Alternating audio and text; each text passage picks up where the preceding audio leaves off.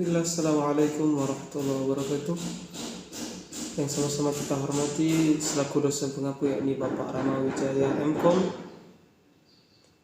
dan yang saya hormati kawan-kawan yang insyaallah dimuliakan oleh Allah Subhanahu wa taala. Pada pertemuan kali ini kita akan bahas konstruksi ilmu komunikasi Islam. Hasil penelitian menunjukkan bahwa secara ontologis ilmu komunikasi Islam merupakan bagian dari ilmu dakwah yang berupaya menyampaikan informasi gagasan-gagasan yang sikat, yang benar dan akurat menurut Islam. Ilmu komunikasi Islam dibangun berdasarkan prinsip tauhid, amar ma'ruf nahi munkar, ummah, takwa dan amanah serta menggunakan paradigma. Selanjutnya, adapun metode yang digunakan tetap mengacu pada Islam, yaitu metode bayani, tajribi, burhani, dan irfani. Selanjutnya, secara aksiologi, ilmu komunikasi Islam dibangun di atas landas nilai dan etika yang bersumber dari Al-Quran dan hadis, serta bertujuan untuk mengembangkan rasa ingin tahu manusia terhadap ilmu. Mengembangkan teori komunikasi Islam mengatasi permasalahan komunikasi manusia dan sebagai media manusia dalam meningkatkan kualitas diri dan dalam rangka mendekatkan diri kepada Tuhan.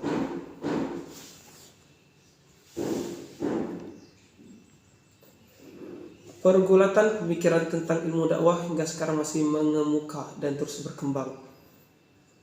Di luar forum tersebut, Bakti terus menyuarakan bahwa ilmu dakwah adalah ilmu komunikasi Islam, seperti ilmu tarbiyah menjadi ilmu pendidikan Islam atau ilmu syariah menjadi ilmu hukum Islam.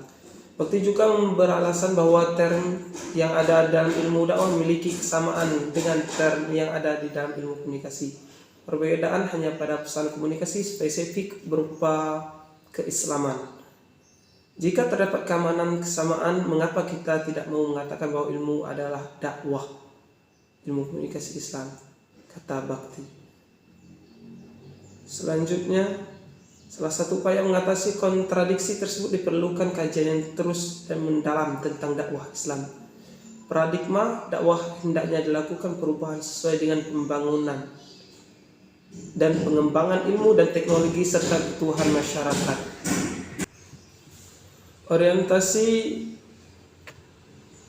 sehingga akan melahirkan ilmu komunikasi Islam yang mandiri.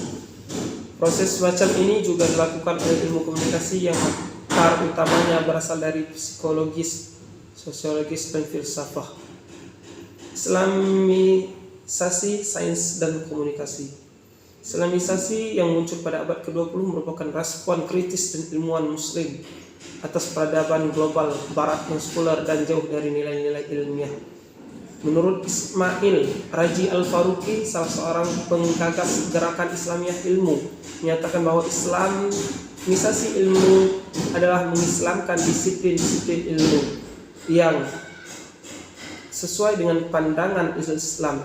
Sementara menurut Syekh Muhammad Naqib Al-Attas, Islamisasi ilmu adalah pembebasan manusia dari tradisi magis, mitos, animistik, kultur nasional, dan dari jeratan sekuler yang membelenggu akal dan bahasa. Dari dua pendapat tokoh tersebut, berarti Islamisasi ilmu merupakan gerakan untuk mengislamkan disiplin-disiplin ilmu dan membebaskan manusia dari berbagai tradisi dan pengetahuan yang tidak sesuai dengan ilmu nilai Islam. Salah satu ilmu yang perlu diislamisasikan adalah ilmu komunikasi. Sama halnya dengan ilmu-ilmu sosial yang lainnya hanya berkembang di barat, ilmu komunikasi juga merupakan ilmu yang dibangun dari paradigma yang sekuler dan mengabaikan nilai-nilai dan etika agama. Gagasan yang dikemukakan Al-Faruqi memang sangat ambisius dan ideal, karena ada sebagian yang keberatan dengan gagasan beliau. Kemudian para ilmuwan mencoba memberikan alternatif dengan cara membangun paradigmatif atau melalui proses integrasi antara ilmu barat dengan ilmu Islam.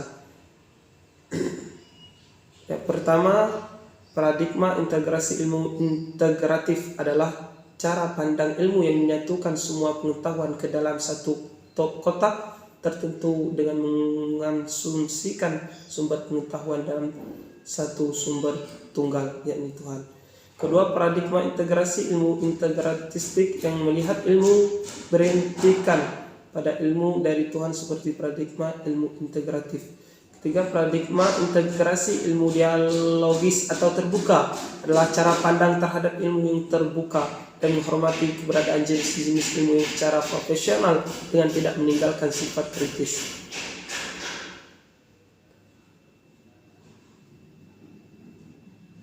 Mungkin itu saja pembahasan kita kali ini tentang konstruksi ilmu komunikasi. Mungkin ada manfaatnya. Saya akhiri. Assalamualaikum warahmatullahi wabarakatuh.